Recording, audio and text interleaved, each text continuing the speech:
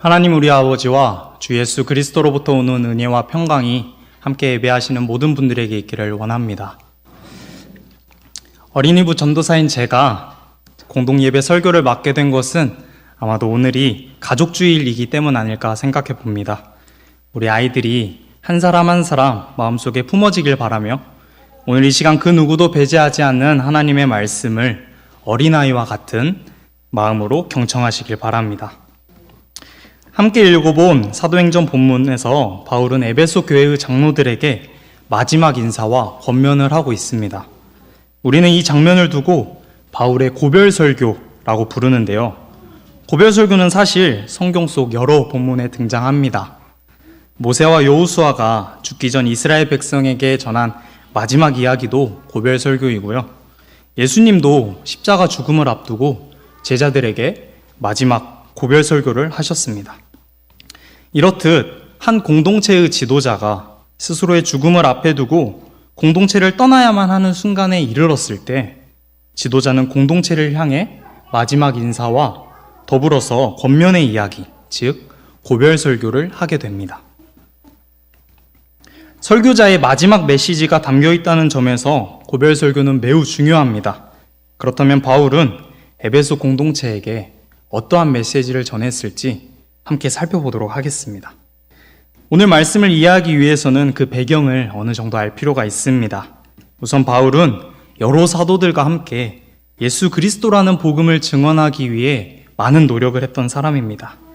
신약 성경에 큰 비중을 차지하고 있는 수많은 편지만 봐도 그 노력과 영향력이 얼마나 컸는지를 알 수 있습니다. 노력의 일환으로 바울은 수차례 선교 여행을 떠납니다. 선교 여행을 하면서 지역마다 교회를 세우는 데 열심을 다했고 그렇게 해서 세워진 교회들 중 하나가 바로 오늘 말씀에 등장하는 에베소 교회입니다. 여기서 한 가지 궁금한 것이 생기는데요.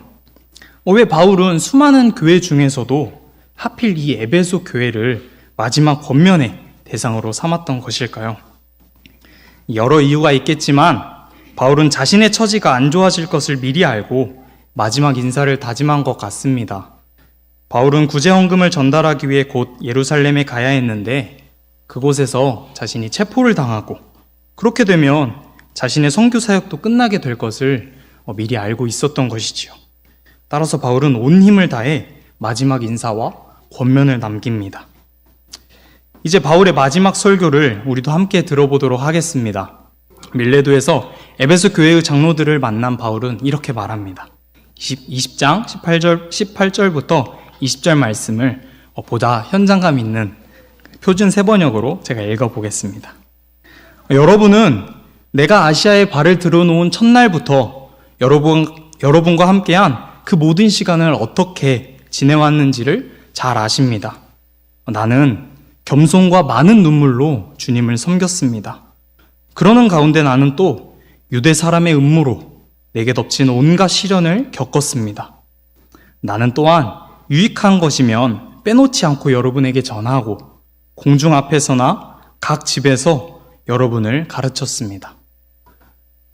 지금 바울은 가장 먼저 자신이 어떻게 살아왔는지, 사람들과 어떤 관계를 맺어왔는지를 말하고 있습니다. 그리고 자신이 사람들에게 무엇을 전하며 가르쳤는지를 말하는데요. 그 모든 것이 결국 한 가지 목적을 위해서라는 듯이 21절 말씀으로 이어갑니다. 나는 유대 사람에게나 그리스 사람에게나 똑같이 회개하고 하나님께 돌아와야 하고 우리 주 예수를 믿어야 한다고 증언하였습니다. 바울은 과거를 돌아보며 자신의 삶이 오롯이 하나님께 대한 회개와 예수 그리스도께 대한 믿음을 증언하기 위한 것이라고 말하고 있습니다. 그런데 여기서 그치지 않고 앞으로 있을 미래에 대해서도 말합니다. 본문 22절부터 24절을 보면 자신이 곧 예루살렘에 갈 텐데 그곳에는 결박과 환난이 기다리고 있을 것이라고, 그렇지만 마지막까지 하나님의 은혜의 복음을 증언하겠다고 말합니다. 바울이 이토록 중요하게 생각하고 말하는 하나님께 대한 회개, 예수 그리스도께 대한 믿음, 그리고 하나님의 은혜의 복음, 이 세 가지를 함께 생각하다 보면 문득 단 한 가지의 목적으로 귀결되는 것을 알 수 있습니다. 그것은 바로 하나님 나라입니다. 예수님도 때가 찼고 하나님의 나라가 가까이 왔으니 회개하고 복음을 믿으라고 말씀하셨듯이 깨어진 관계에서 돌아서는 회개와 예수 그리스도를 믿음으로써 회복되는 것, 그것은 다름 아닌 하나님 나라입니다. 하나님 나라, 그리스도인에게는 너무 익숙한 말일지 모르겠습니다.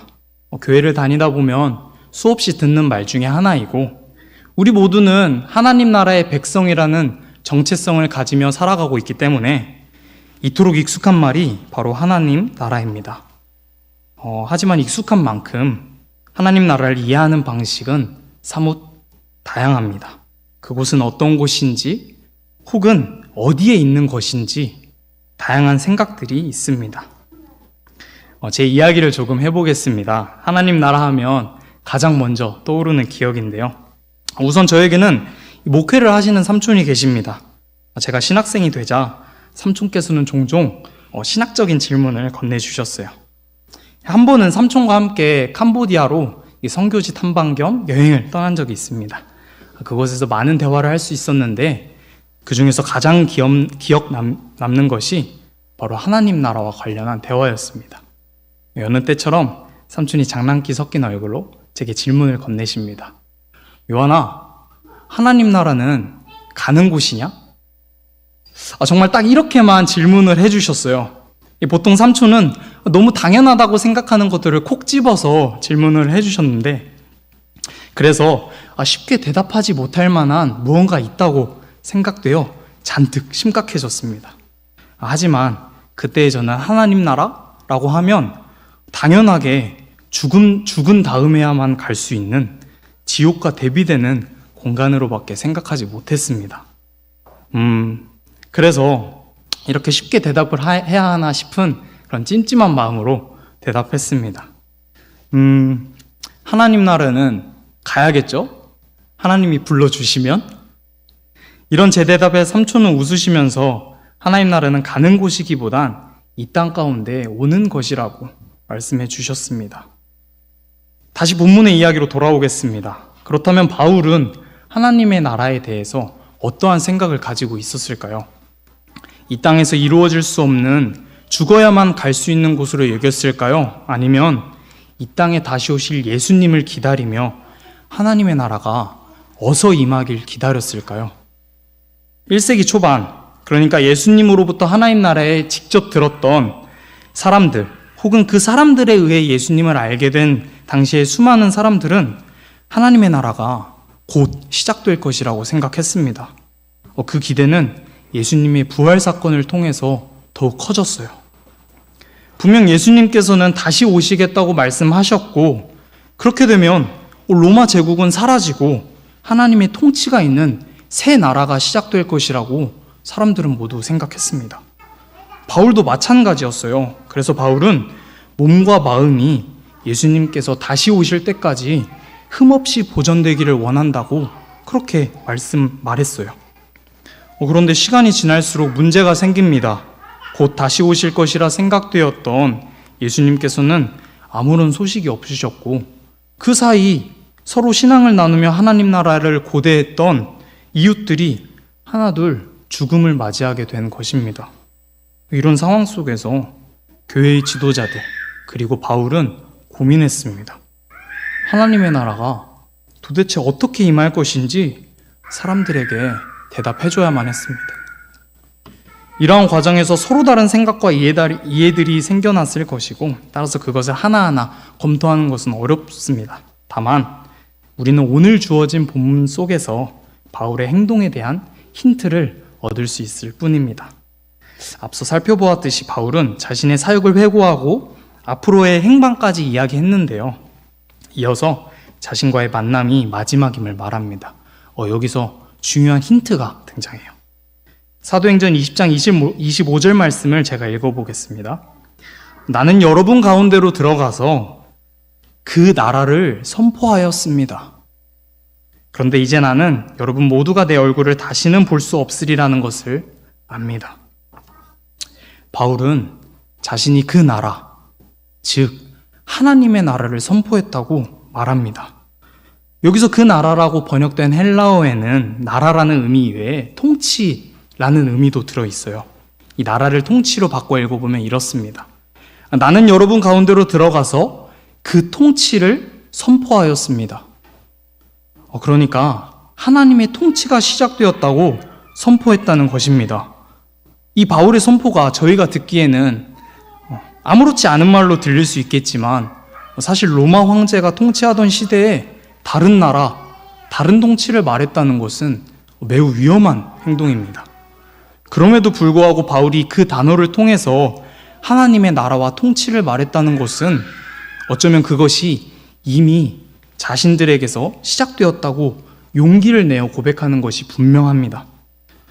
그렇다고 해서 바울이 예수님의 재림을 부정했다고 할 수는 없습니다.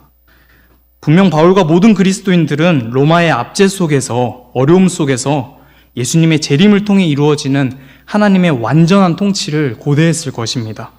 그와 동시에 지연되는 예수님의 재림의 상황 속에서 사람들은 예수님께서 하셨던 말씀, 가령 두세 사람이 있는 곳에 내 이름으로 모인 곳에는 나도 그들 중에 있느니라 라고 하신 말씀과 하나님의 나라는 너희 안에 있느니라 라고 하신 말씀을 떠올리며 하나님의 나라가 이미 이 땅 가운데에서 시작되었다는 것을 고백합니다.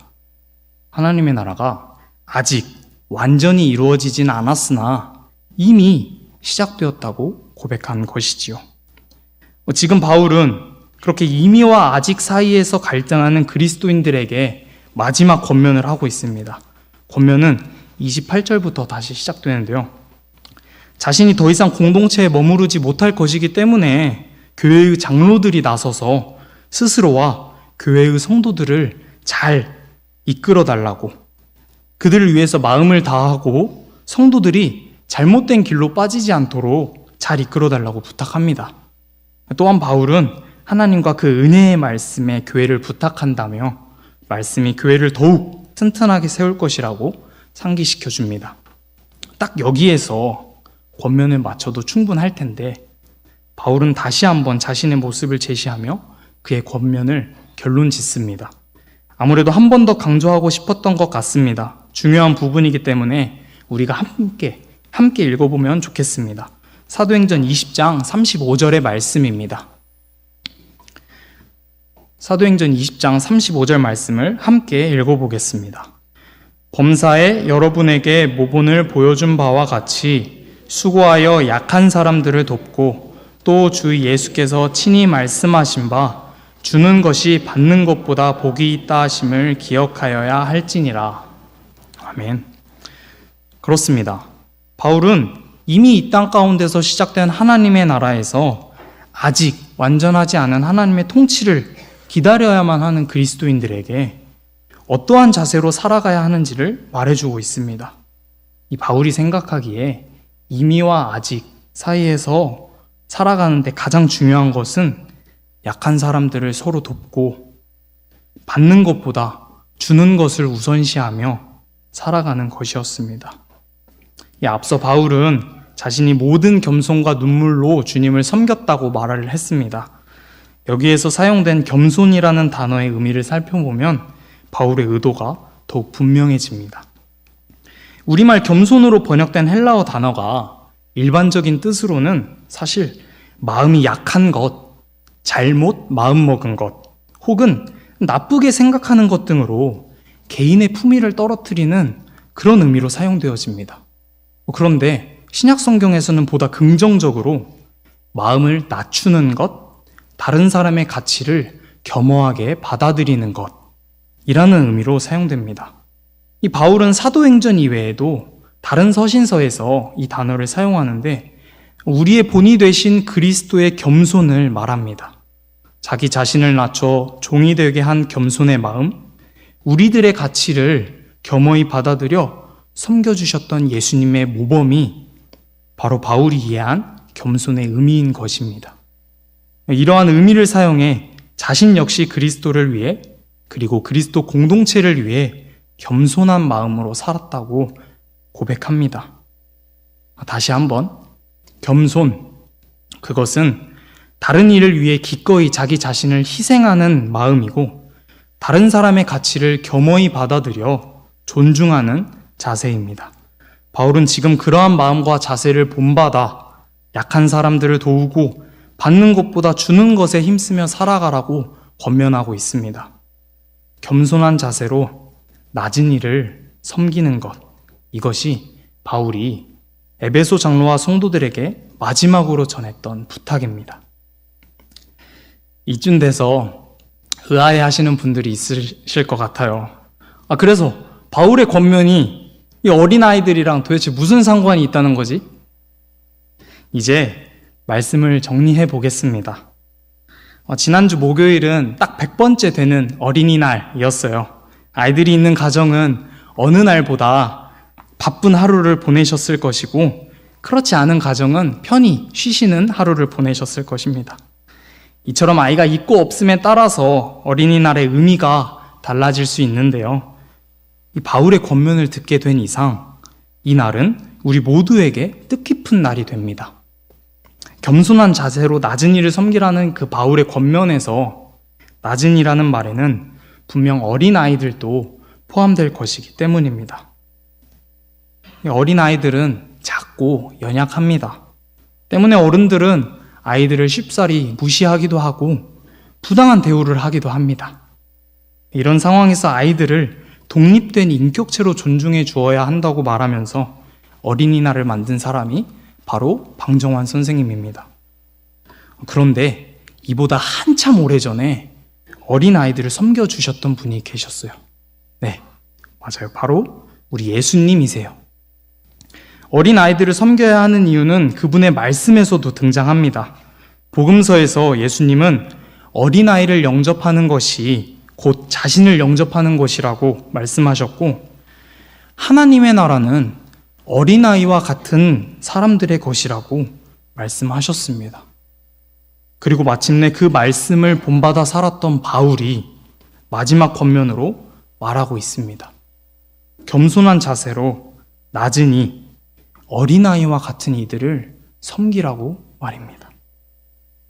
결국 아이가 집안에 있고 없음을 떠나서 그리스도인이라면 누구나 다 어린아이들을 기꺼이 보살피고 하나님 나라에서 함께 살아가도록 보듬어 주어야 합니다. 성도 여러분, 어린이날을 지나 보내고 특별히 가족 주일로 예배하는 오늘 중앙교회 공동체가 과연 우리 아이들을 얼마나 생각하고 있는지 돌아보길 원합니다. 사실 이렇게 말하면서도 제 솔직한 마음은 다른 교회들도 우리 중앙교회와 같았으면 좋겠다라는 마음을 가지고 있습니다. 여러분도 잘 아시다시피 우리 교회는 이렇게 아이들을 따로 떼어두지 않고 함께 공동예배를 드리고 있습니다. 처음에는 아이들이 막 울거나 여기저기 뛰어다니면 혹여나 불편한 분들이 계시진 않을까 걱정이 되었었어요. 그런데 얼마 전 한 장로님께서 그렇게 예배 중에 뛰어다니면서 이렇게 예배를 즐거워하는 아이들을 보면서 그렇지, 이래야 교회지 라고 하시는 말씀을 들었습니다. 그 말씀을 듣고 나니까 정말 중앙교회는 아이들을 소중하게 생각하고 있구나 라고 그렇게 생각하게 되었습니다. 여기서 제가 무슨 말을 더 할 수 있을까요? 다만 오늘 함께 나눴던 바울의 마지막 설교를 되새기며 여러분께 권면하고자 합니다. 사랑하는 성도 여러분, 하나님의 나라가 하늘에서와 같이 땅에서도 이루어지길 원하시나요? 그렇다면 바울이 말한 바와 같이 겸손과 눈물로 주님을 섬겨주세요. 비록 세상으로부터 오는 고난이 극심할지라도 하나님의 은혜를 끝까지 기억해 주세요. 또한 이 개인의 성공만을 추구하는 세상 기준과 유혹으로부터 어린아이들을 지켜주세요. 무엇보다 우리 주변에 있는 어린아이와 같은 사람들을 힘써 도와주세요. 그리하여 우리 아이들도 그것을 보고 자라면서 하나님의 나라가 어떤 곳인지 배울 수 있기를 기도해 주세요. 그리하면 모든 지각에 뛰어나신 하나님의 평강이 그리스도 예수 안에서 우리의 마음과 생각을 지키실 것입니다. 오늘 나눈 말씀을 가지고 잠시 침묵으로 기도하십시다.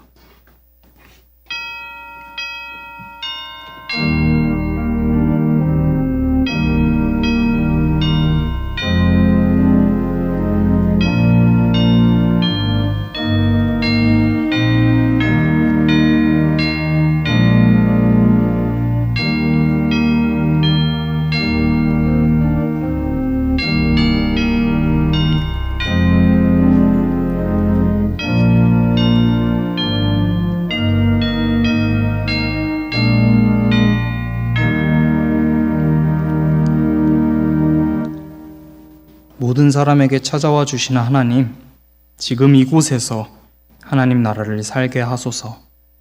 힘없고 약한 자들이 웃을 수 있도록, 특히 우리 아이들이 행복하게 살아갈 수 있도록 평화의 나라를 허락하소서. 겸손으로 주님이 걸어가신 그 길을 따라갈 수 있도록 도와주소서. 부활하신 예수님의 이름으로 기도했습니다. 아멘.